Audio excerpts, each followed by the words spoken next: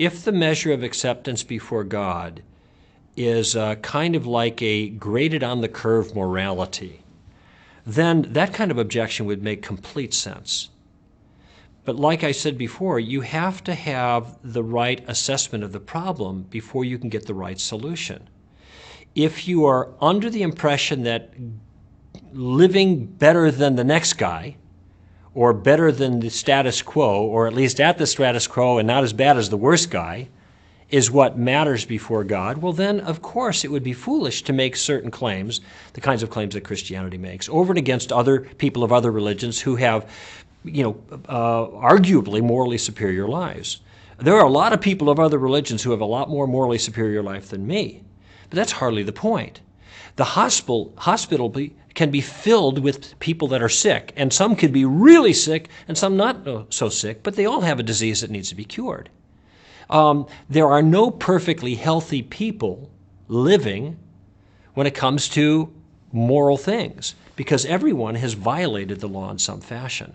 And see, this is why I think the Ten Commandments is so helpful, because the Ten Commandments represent kind of a snapshot of moral requirements. For the person who thinks, well, I'm really not that bad.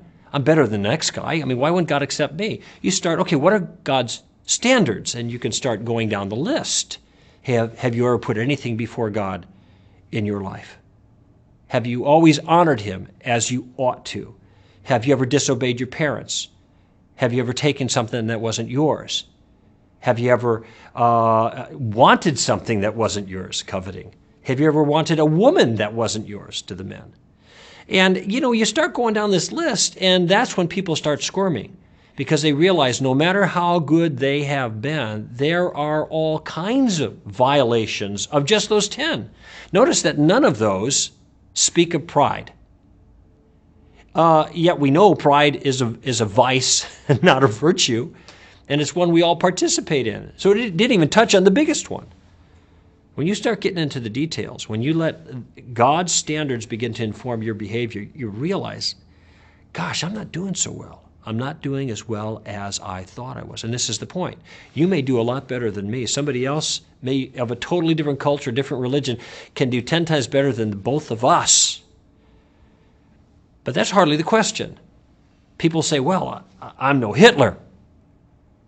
And I say, you're right, but you're no Jesus Christ either. And you're probably a lot more like Hitler than you are like Jesus.